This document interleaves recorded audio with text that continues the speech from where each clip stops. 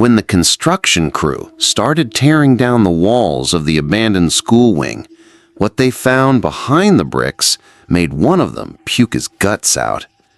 Tucked in that cramped space was the body of a boy, about 10 years old, kneeling like he was praying for salvation. And the real kicker? Nobody in town even remembered he existed. The Santo Augusto Public School was built in 1952, smack in the middle of a small town forgotten by maps and government funding. The building was no frills, but had a certain gravitas. Red bricks, long hallways, windows too big for a school. For years, it was the pride of the community, the place where kids learned their ABCs, sang the national anthem, and got sent back to lives with not much promise. Over time, the school started to fade. Money dried up. Teachers left. Kids stopped coming. Families moved away. Rumors started swirling. In the 90s, an entire wing, the oldest part, was quietly sealed off. No one gave a straight answer why. Some said it was structural cracks, others mentioned leaks. The bold ones whispered about something that happened to a student in that wing. But there was never any official record, just a rusty gate locked with a chain and a crooked sign dangling from wire. No entry. Fast forward to 2023, a construction company was hired to partially demolish the school. The plan was to turn the lot into some shiny new cultural center, another buzzword for urban renewal, they said. On the second day of the job, around 11 a.m., 3 workers were hammering away at the locked wing, knocking down internal partitions. One of them felt the wall give way weirdly. The vibrations were off. The sound was hollow.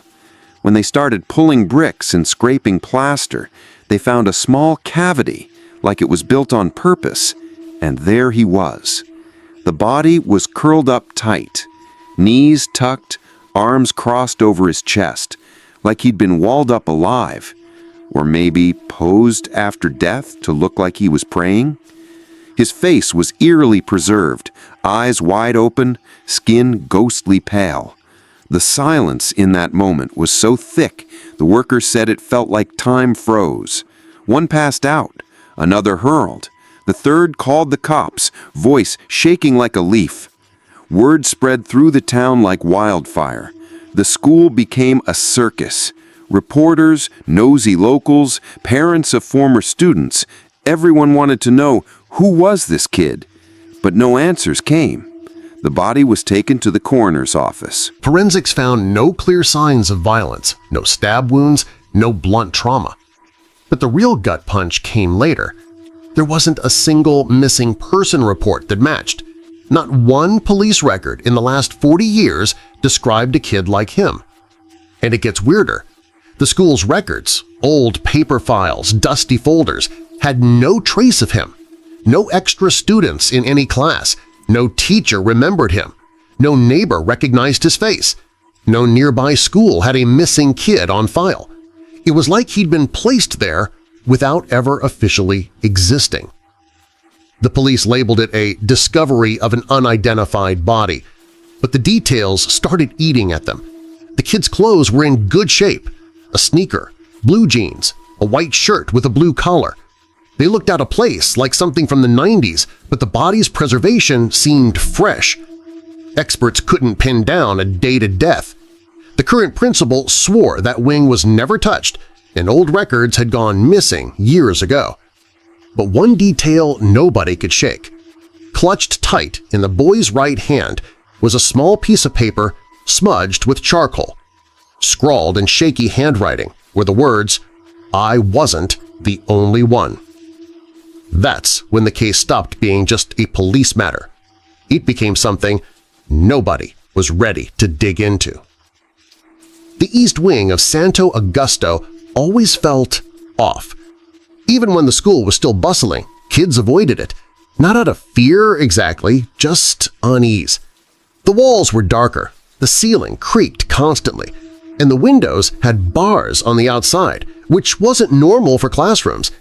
Teachers said it was for safety, but never clarified what from. It was a short hallway with 3 locked rooms, their doors reinforced with rusted metal plates. No electricity, no ventilation, just a stuffy, damp space where time seemed to stand still.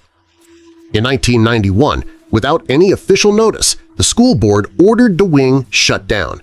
No memo to parents, just a quiet instruction to students, stay away for structural reasons.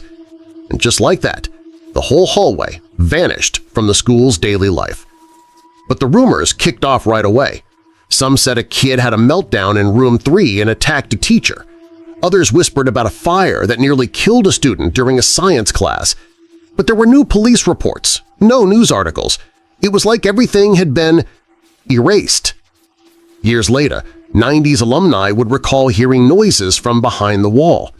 Scratches, whispers, footsteps, sometimes crying. Most chalked it up to their imaginations, kids feeding off ghost stories, but others swore something was wrong. The janitor back then, a guy named Domingos, used to say it was forbidden to open room 2's door, even though he had keys to every other room. Some things you just leave alone, he'd mutter. When pressed, he'd flash a half-smile, like he was carrying a secret too heavy to share. The strangest part? No renovations or inspections ever touched that sealed wing. The school got roof repairs, fresh paint, electrical upgrades, but that hallway stayed untouched, like there was an unwritten rule to let it be.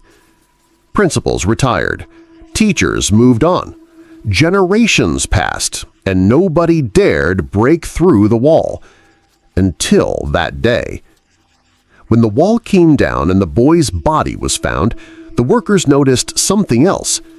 The wall wasn't just standard brickwork. It had layers of thick concrete, metal mesh, and some kind of rare acoustic insulation for a school back then. It was built to keep sound in, so even if someone screamed, nobody would hear. That detail shifted the investigation's tone. This wasn't an accident. Someone had planned it with precision, skill, caution. And it raised a darker question. Who at the school had the power, the know-how, and the coldness to seal a living child inside a wall without leaving a trace? The police started digging into the staff from the 90s, but many were dead. Others had vanished. Some flat-out denied knowing anything, claiming they never heard a thing. But you could see it in their eyes. The truth was buried under fear, guilt, and the kind of silence only decades can build. And the phrase that kept popping up in off-the-record statements was always the same. That room, it never should have existed. The boy's body was sent to the morgue that night. Its condition baffled the coroners from the start. There was no strong smell of decay, no signs of advanced decomposition, despite the fact that if he died in the 90s, his body should have been just bones and dust. Instead, his facial features were partially intact. His scalp still had hair, and his skin had an unnatural hue. Something about that walled-up space had preserved him like a time capsule. The initial estimate put his death between 15 and 25 years earlier. But without DNA, fingerprints, or any ID, he was just a body. A curled-up, silent body that nobody seemed to know. The lead detective, Paul Richard Moda, ordered a deep dive into school records from 1985 to 2010. Names, attendance lists, medical files. Nothing. Not a single missing kid matched his description. Not in the town, not in nearby counties, not even statewide. No reports, no abandoned medical records, no runaways. It was like he'd been erased. They tried reconstructing his face digitally. The image was blasted across social media, newspapers, and even tabloid TV shows. No family came forward. No solid leads emerged, just vague claims from people who thought they'd seen that face somewhere but couldn't pin it down. Meanwhile, something started gnawing at the investigators. The items found with the boy didn't match the supposed time of death. His sneaker was from a brand that hit the market in 1995. The jeans had a tag from a kid's model sold between 1998 and 2001. The white shirt with the blue collar looked like a school uniform, but not one used by Santo Augusto. It was too specific, yet missing from any official records. It was like the uniform belonged to a school that never existed, or worse, a class that was made up. No enrollment, no number, no trace. The idea of a forged identity started floating around. Was the kid part of some experiment? A runaway from a marginalized family hidden for some twisted reason, but no theory held water. How did a kid end up there? Why didn't anyone look for him? And why did nobody seem to remember him? Days turned into weeks and the case grew heavier.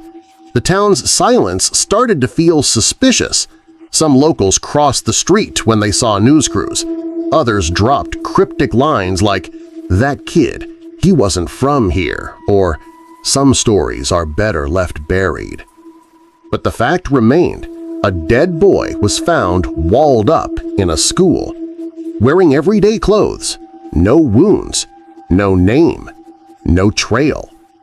All he had was that charcoal-smudged paper in his hand and the shaky words, "I wasn't the only one." When the coroners carefully removed the body, something slipped from the fold of the boy's arms, a tattered piece of paper, folded tightly, dirty, and barely legible. Unfolding it revealed a torn photograph, no date, no stamp, no frame, just a snippet of a woman in a blue short-sleeved dress smiling at someone off-frame. The photo was ripped jaggedly, like someone had torn it in anger, leaving only her face intact. But her eyes, they seemed to stare right at whoever held the image. Investigators wondered who she was. His mother? A teacher? A school employee? The photo was sent for digital restoration, but without more context, it was a dead end. Still, they circulated the enhanced image hoping for a hit. An elderly woman called the station, saying the woman looked like someone who worked at the school in the 90s, but she couldn't recall a name. The lunch lady, always wore blue, she said. That lead fizzled out. No records matched her description. Tucked into the waistband of the boy's jeans was a loose light blue plastic button, like it had been ripped from a larger garment. Lab tests confirmed it matched the buttons on teachers' uniforms from the state school system at the time.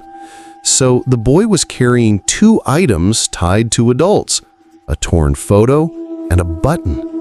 That didn't feel like a coincidence.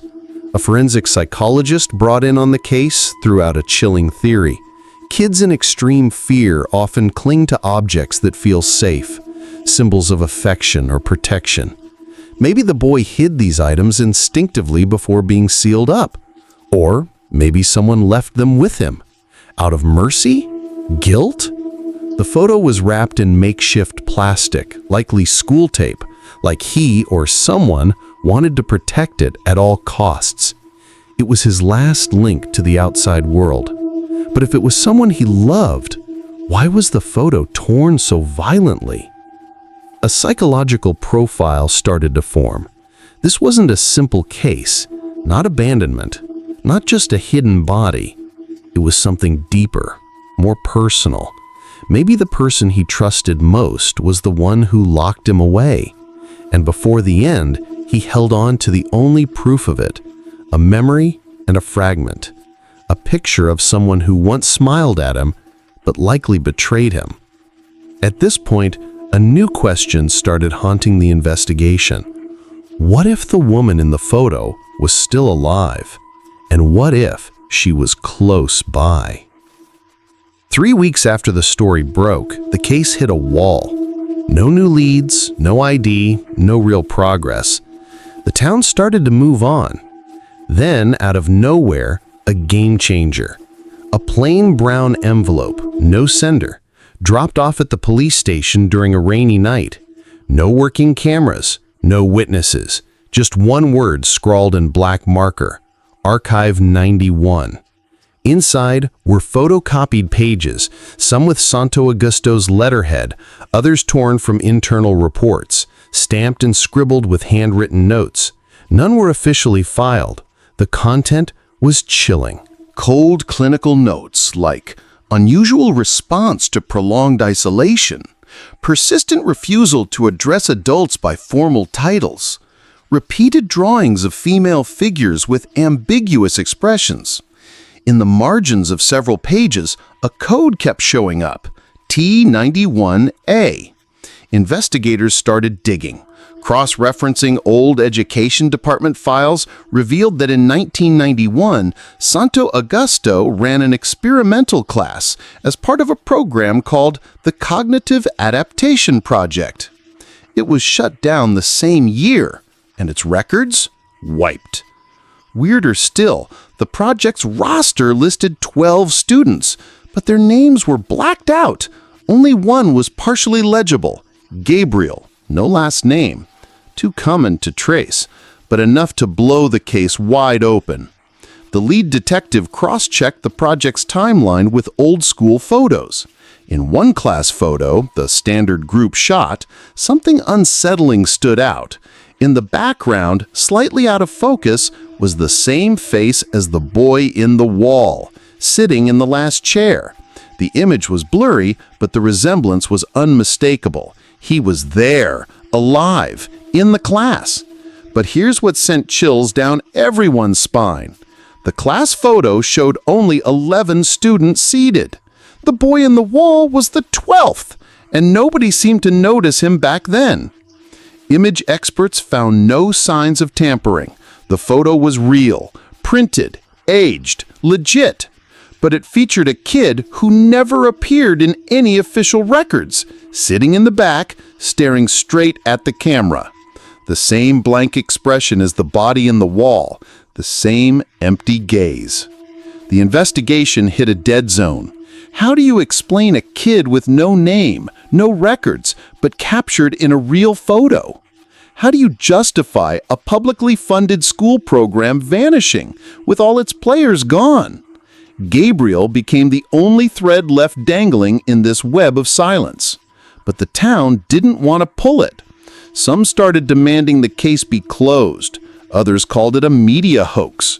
But the investigators knew something bigger was hidden behind those walls. And now it had a name. The discovery of the photo with 11 students and an extra figure in the back set off alarm bells. The 1991 program seemed like a low-key educational experiment, at least on paper. But the leaked documents painted a darker picture. The assessments didn't just track academic progress. They monitored extreme emotional reactions, isolation, defiance, and silent obedience. The class of 91, it turned out, was made up of kids labeled maladjusted in the report's cold jargon. Most came from orphanages, broken homes, or had no formal birth records. That made the 12th student's existence even creepier. He wasn't listed anywhere, but he showed up in classroom sketches marked with a G and a red circle. He was referenced indirectly, like a secret among the program's overseers. And one detail stood out. In the other students' behavioral reports, certain phrases kept cropping up. Reduced interactions since the new arrival, refusal to share supplies after the 12th was seated, total silence during group activities. Nobody could say if he was deliberately added to the group or was already there when the program started, but his presence alone seemed to shift everyone's behavior, a psychological ripple effect, terrifying and buried for years. Then, a retired teacher, Miss Gilda, came forward after seeing the photo online.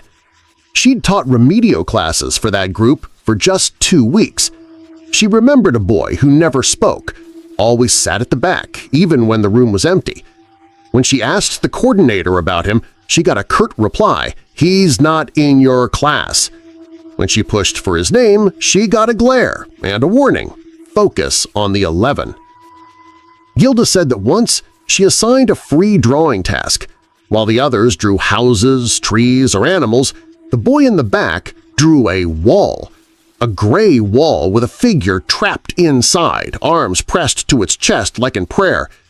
When she asked what it was, he whispered, "It's where I'm going to live." Gilda quit soon after, citing health issues. Her story lined up with the photos, the files, and the name Gabriel.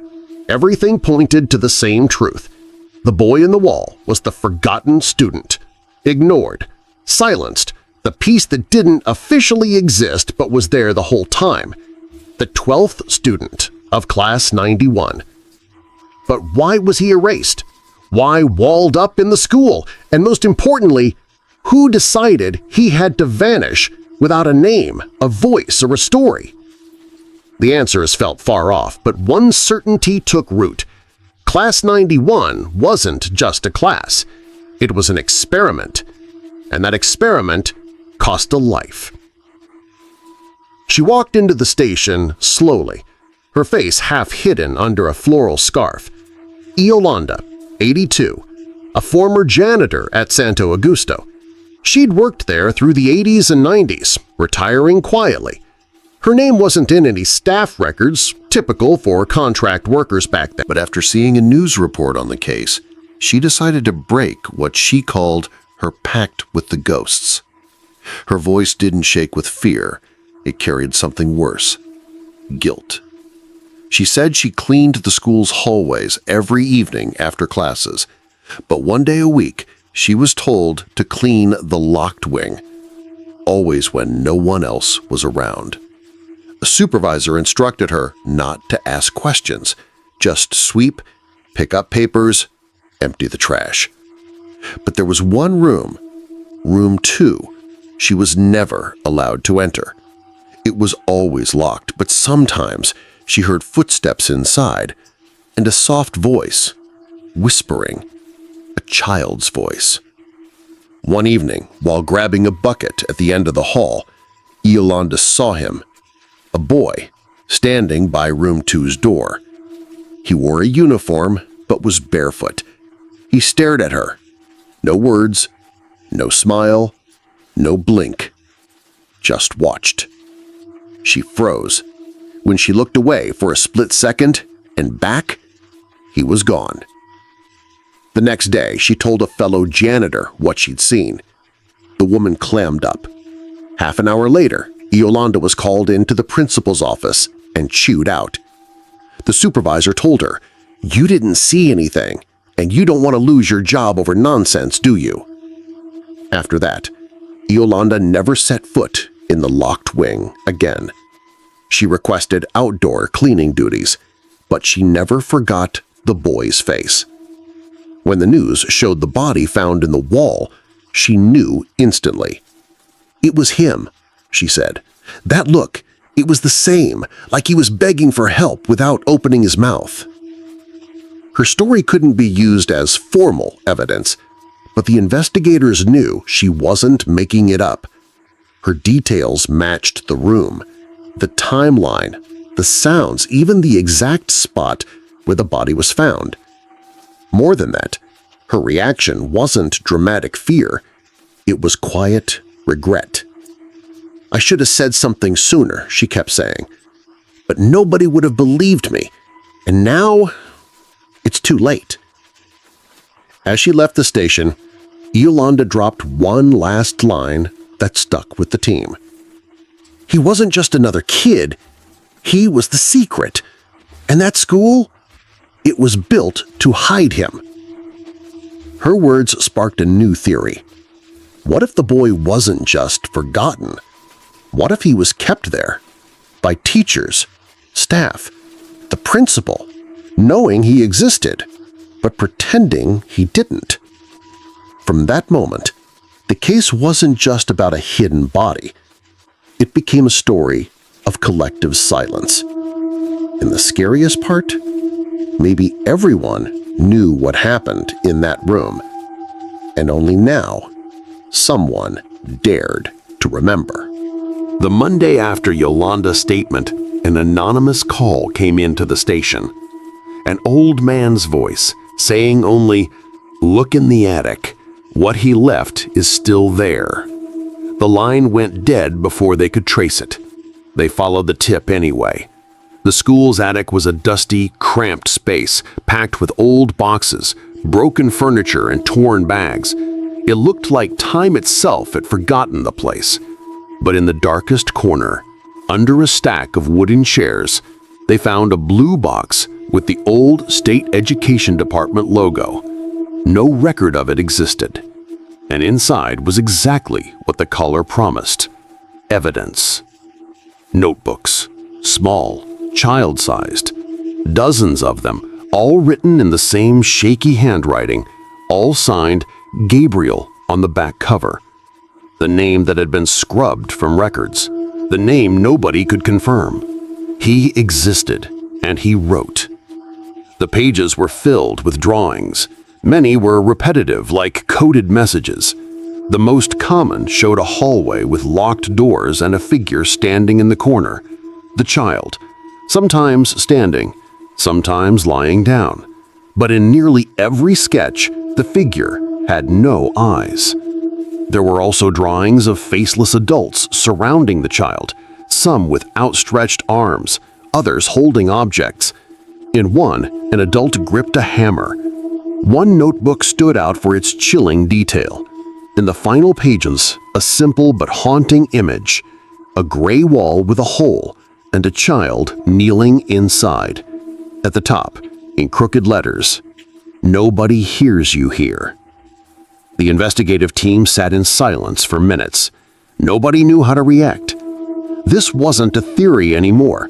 The boy knew. He knew he'd be walled up, and somehow he documented it. Under UV light, they found a hidden note in faded ink. I tried not to scream, but when I did, it was too late.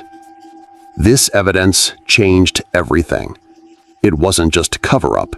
It was a process, a silent ritual, and the most terrifying part, recorded by the victim himself. Forensic psychologists analyzed the drawings and confirmed the child wasn't delusional. The patterns showed full awareness of his reality. It was raw fear captured in stark detail, a visual diary of dread. The discovery broke the team. One investigator quit that night. Another took medical leave. The lead detective ordered the notebooks locked in a station safe, away from the press. But it was too late. The images leaked. They spread online with captions like, "The boy in the wall spoke.